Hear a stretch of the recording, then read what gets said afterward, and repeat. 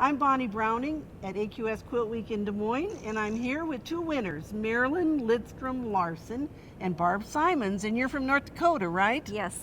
All right, and you made this beautiful quilt that won third place in the Longarm Quilted Wall category, right? That's correct. All right, well, it's a beautiful quilt, so why don't you tell me who did what and how you put it all together? Thank you. Well, I conceptualized the quilt, basically started with a block in the upper corner. Nancy Mahoney designed that, and then I designed the border, and I went to EQ and came up with the Dresden plate design, and I used nothing but scraps in making this. Well, it's beautiful, and it has a real nice 30s, 40s look with your fabric in here too, doesn't Thank it? you. This quilt actually is a result of a quilt that I received as a young woman that my grandmother Alice had made. That's why I gave it the name inspired by Alice. That quilt was a full-sized quilt, and it was machine pieced by my grandmother and my neighbor, Mrs. Boyer, and it was done in the 30s reproduction fabrics. And it so impressed me when I saw this quilt that it started me in my quilting journey back in 1972. And then once I finished doing the applique and the piecing, I passed it off to my quilter, Barb.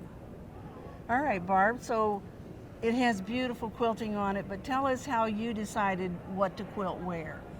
Well, when I get the quilt, of course, I hang it and I stare at it for a little while. And even though it's 30s reproduction prints, I just felt like it needed a little modernist nudge.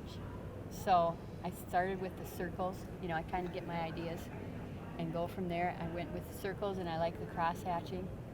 And then with the applique, you just kind of got to do a fill of some kind in there because there's so many pieces and so many starts and stops. So you got to do something that you can keep going with.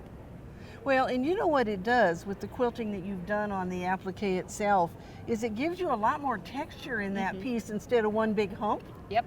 Yes, and I think the key to the success of the quilting in this is what you've done in the background around those circles. Yep, and that was probably one of the last things I did. Was it? Yeah. Well, it's the one that makes everything else pop, isn't it? Yeah. Well, and so is this the first time that you've entered a quilt at AQS? It is. Well, great. And so now you're real proof that you can win and get accepted or you can get accepted and you can win here at AQS. Absolutely, it's fantastic. Well, congratulations to both of you, and we hope we'll see some more quilts from you. Thank you. We hope to enter again. We hope we'll see some quilts from you too, and you can go to quiltweek.com and click on the contest tab, and all of the entry forms for 2017 are already available. And you don't have to wait till the week before the deadline to enter. You can enter anytime now. So we hope we'll see some quilts from you, and we'll be interviewing you here at the next show.